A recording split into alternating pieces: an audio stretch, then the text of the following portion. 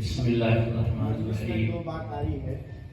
ایک بات مفتی ثناء اللہ صاحب نے کہا ہے مبلغ کی بحالی کے تعلق سے، اور دوسری بات مولانا شمس الزمان صاحب نے یہ فرمایا ہے مولانا ارشد کبیر خاقان کے قیام کے تعلق سے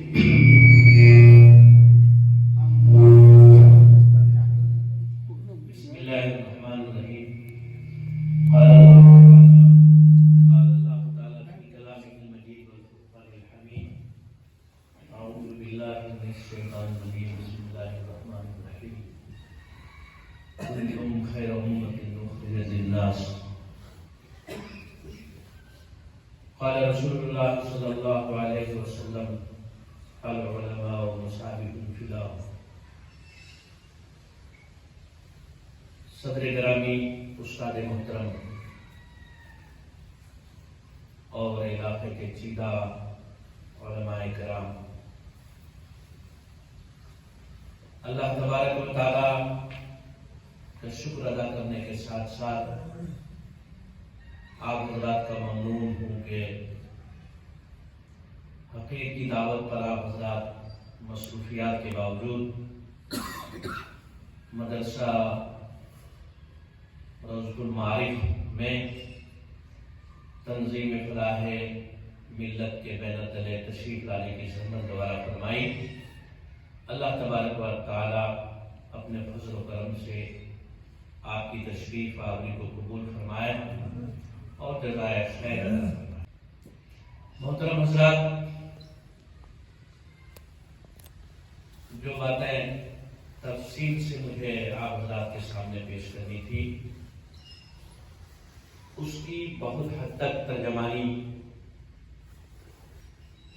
میرے امیدوں کا چراغ حضرت مولانا زبیر احمد صاحب نے آپ کے سامنے پیش کر دی، اور بقیہ کی تکمیل اور حضرات نے کی، اور میرا دل بڑا مسرور ہوا کہ تنظیم کے اغراض و مقاصد اور تنظیم کے تلے جو افکار اور نظریات ہیں ہمارے، اس کی صحیح ترجمانی اس مجلس میں ہو گئی ہے۔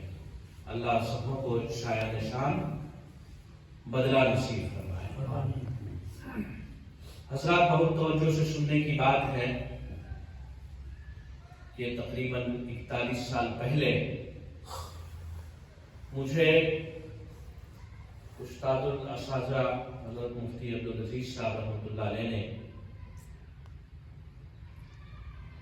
حضرت رائے پوری رحمۃ اللہ علیہ کی یادگار اور حضرت مولانا سید ابو الحسن علی ندوی رحمۃ اللہ علیہ کے مبارک ہاتھوں بنیاد اور مفتی عبدالعزیز صاحب کے فکر و خیالات کا ترجمان مدرسہ قادریہ مصر والا ہماچل پردیش میں مجھے بھیجا۔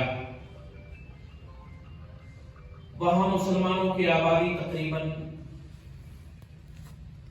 3% ہے،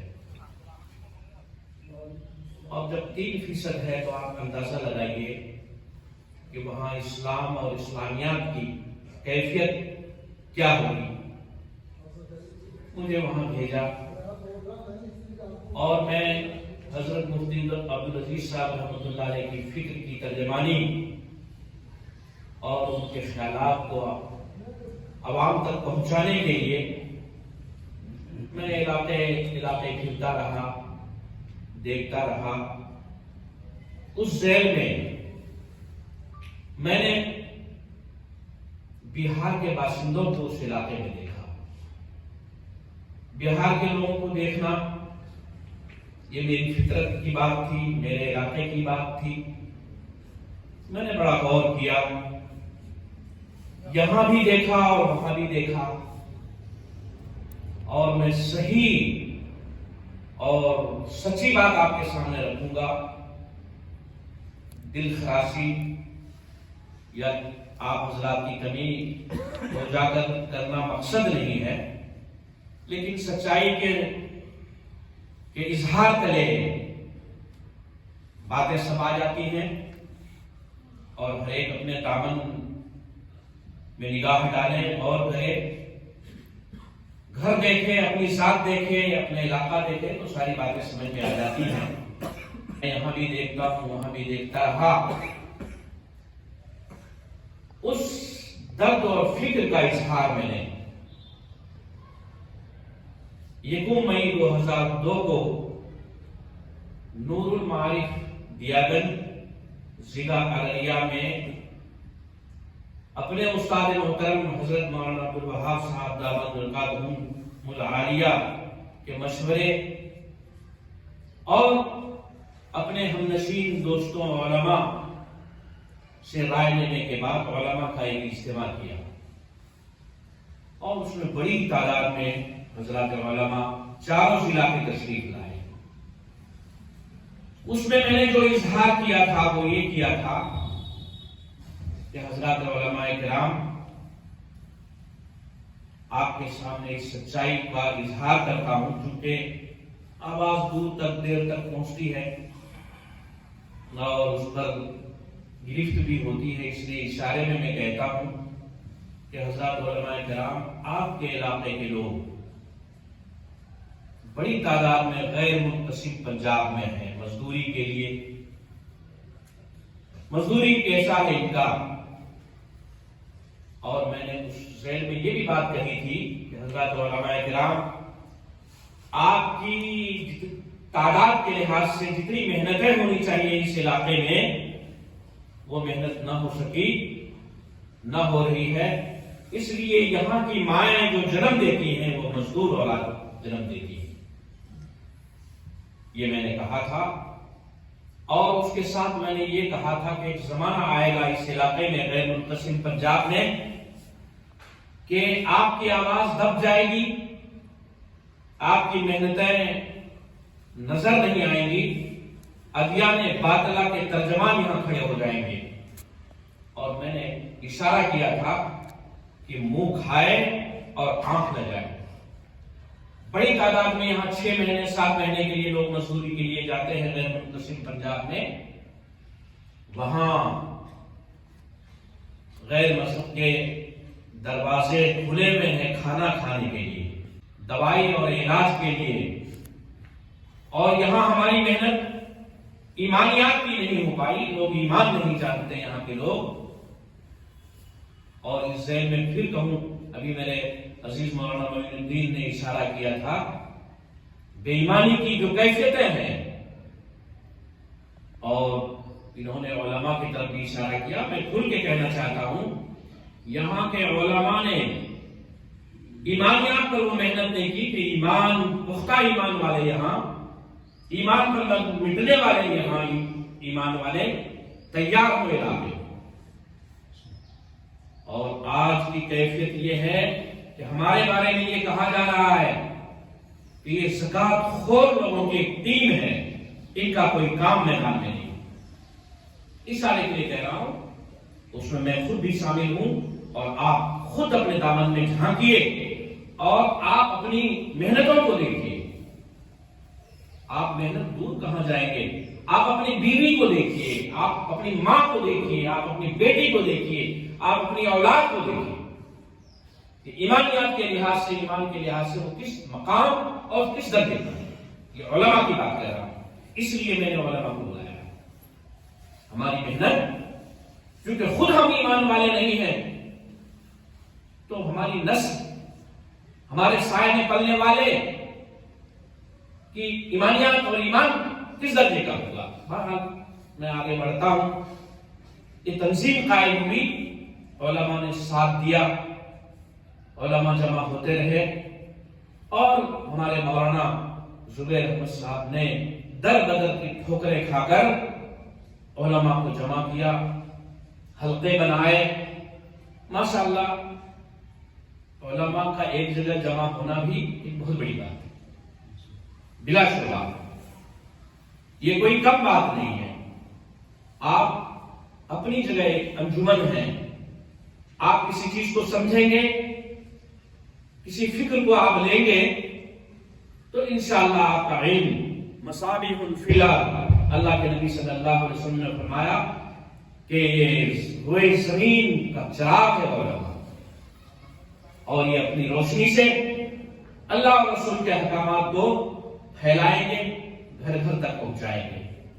بہرحال یہ تنظیم قائم ہوئی، اللہ کا فضل ہے، ان کے تحت مکاتب بھی قائم ہوئے اور رفاہی کام بھی چل رہا تھا اور الحمدللہ اب بھی چل رہا ہے۔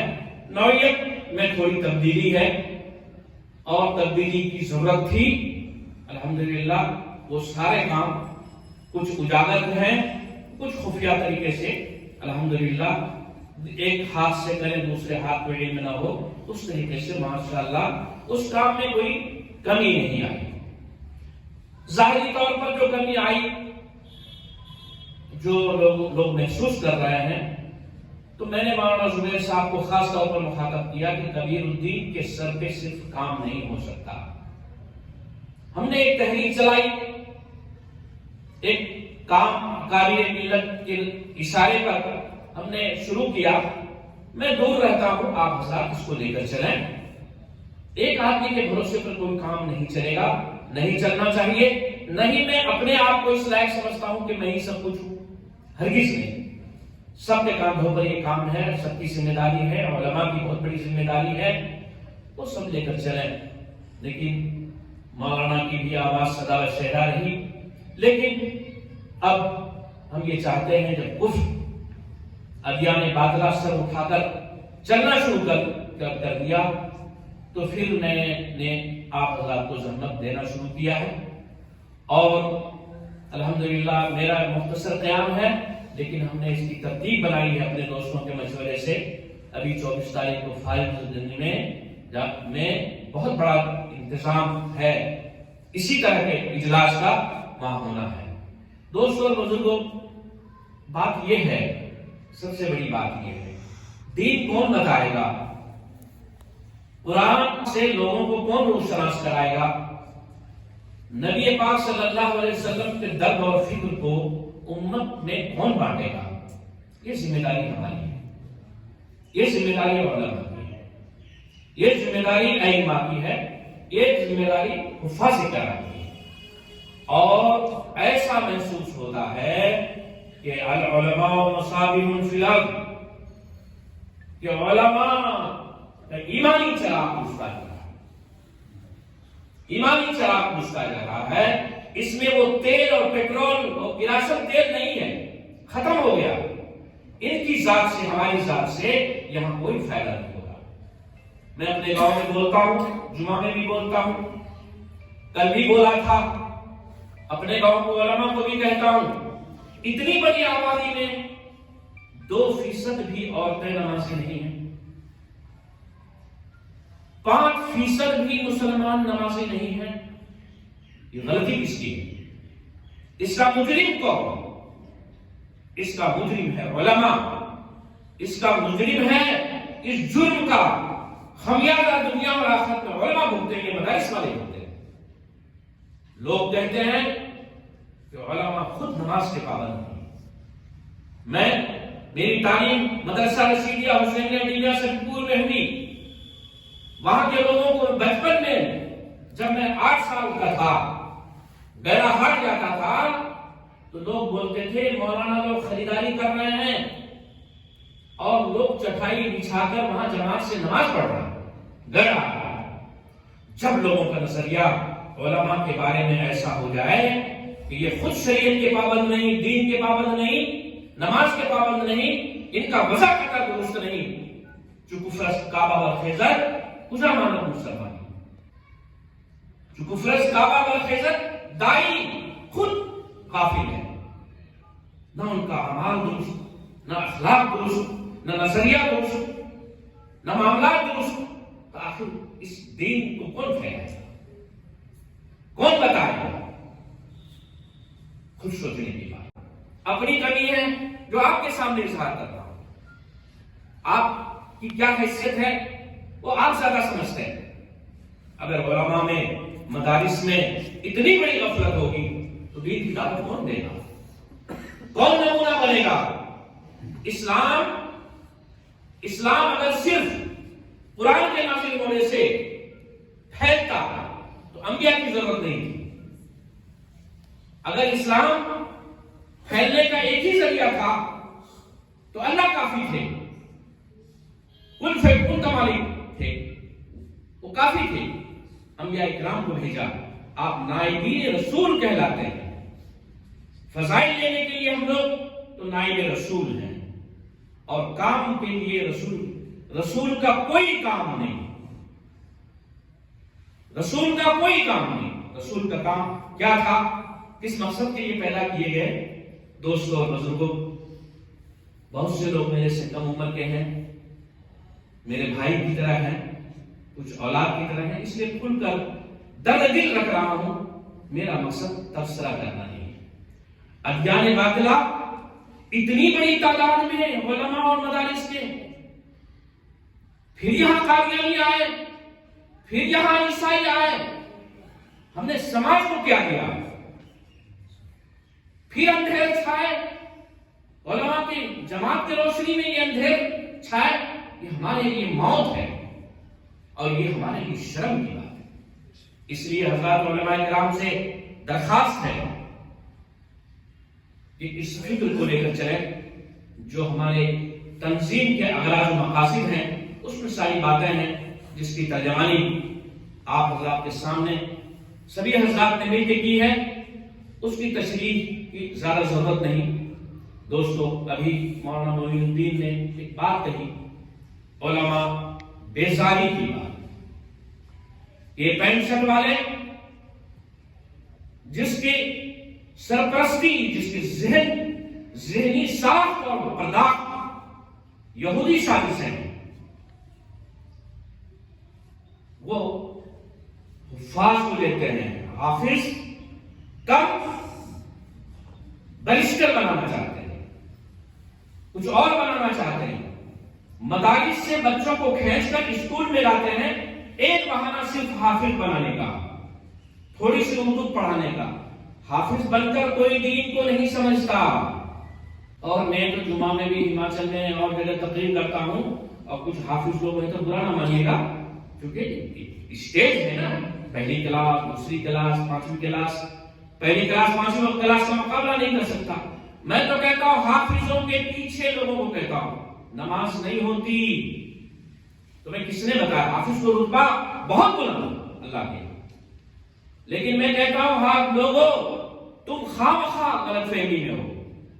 ابھی سہارنپور کے بہت پڑھے لکھوں کی جماعت ہمارے پاس آئی تھی، میں نے کہا آپ کو کس نے بتایا کہ آپ کی نماز درست ہوتی ہے؟ وہ چوک گئے کہ کیا کہہ رہے ہیں مولانا؟ میں نے اس میں ایک وکیل صاحب بھی تھے میرے دوست، میں نے کہا میں صحیح کہہ رہا ہوں، سہارنپور ضلع میں جتنی مسجدیں ہیں اس میں 80% حفاظ کرام ہے، حفاظ کا رتبہ اللہ کے بہت بلند ہے، لیکن وہ مسائل سے ناواقف ہوتے ہیں اکثر، اور مسائل کے بغیر نماز نہیں ہوتی، نماز نہیں ہوتی۔ ان کو سجدہ سہو کا حکم نہیں معلوم، صحیح معنی میں ان کو باقی ناپاکی کا علم نہیں ہے، کیونکہ تعلیم اتفاق سے نہیں ہو پائی۔ تو میں یہ کہنا چاہتا ہوں کہ وہ حافظ بنا کر یہ شو کرتے ہیں کہ ہم دیندار بناتے ہیں اپنے اسکول میں، دینی اور عصری تعلیم کا مرکز قائم کر رہے ہیں۔ اس ذیل میں میں کہنا چاہتا ہوں مولانا صاحب 3000 کی مثالیں دیتا ہوں۔